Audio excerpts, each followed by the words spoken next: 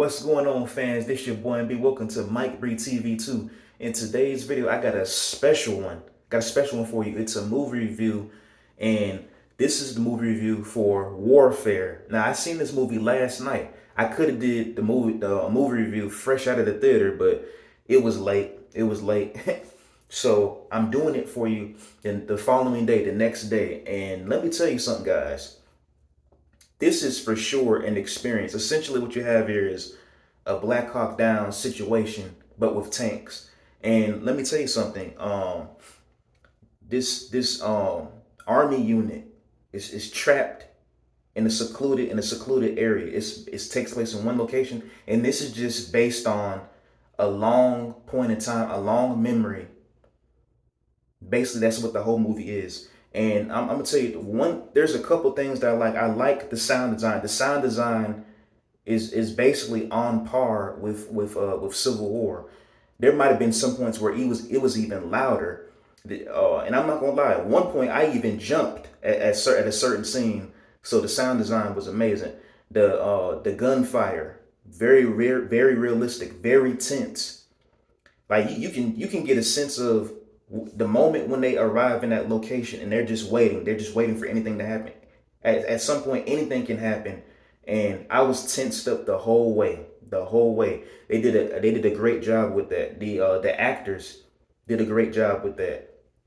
But let me tell you something, man. When it comes to certain movies like this, and the critics, you guys know I don't trust Rotten Tomatoes. But let me tell you something. This movie is an 8 out of 10, 85%. It is not a high 90%. Now I know some of y'all will say that I'm hating on this or anything. I'm not hating on it at all. This was a very good movie, but it's not a masterpiece.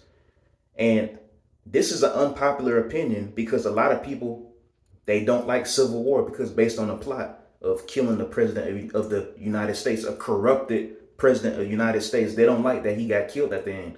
Civil War, I'm sorry guys, Civil War was slightly better than Warfare.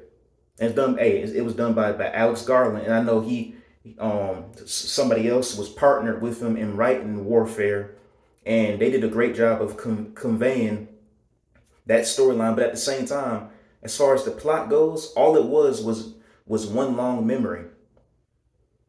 And based on the trailer, they showed you exactly, because for me, your boy knows I can read certain trailers, read certain film, and you can tell right off the bat. And I could even tell even by the runtime. This is the shortest war movie I've probably ever seen.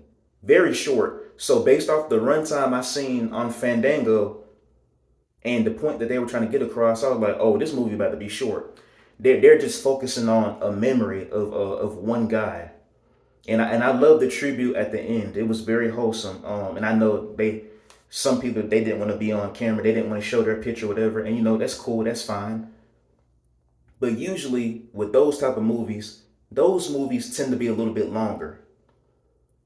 A few honorable mentions. Lone Survivor, Black Hawk Down, Lone Survivor for sure.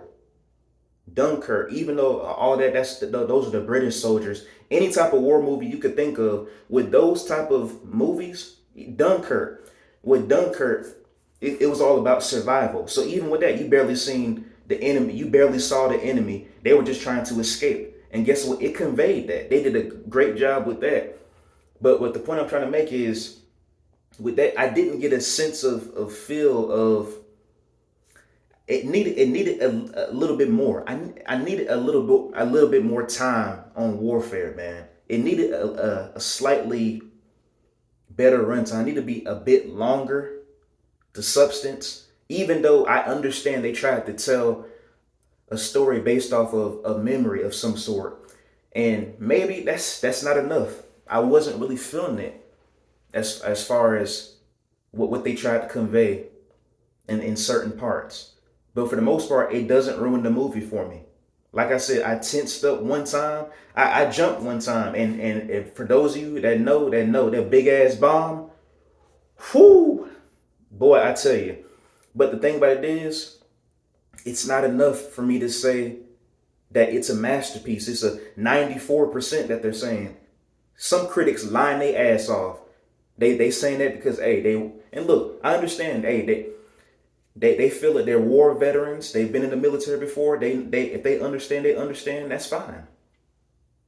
But for me, I hold certain standards when it comes to war films, man. And I'm not gonna lie, it's kind of disappointing for me to say that, but it's like I've seen better war films. I've seen better war films. Even Tears of the Sun with Bruce Willis. You can name any war film. That plot, they had a story. And I understand it's not fair to judge warfare because it's based off of a memory. I know it's based off of a memory. All they needed was a little bit more. And I'm not trying to hate. They just needed a little bit more, man. And I'm very disappointed that they really didn't bring it to me, at least to me. But Civil War conveyed what they were supposed to do. You know why?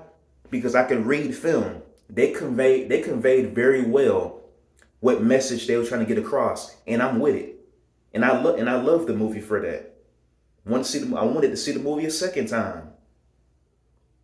So hey, Civil War slightly beats Warfare, but it doesn't ruin the movie for me. Warfare, I would still highly recommend it for sure.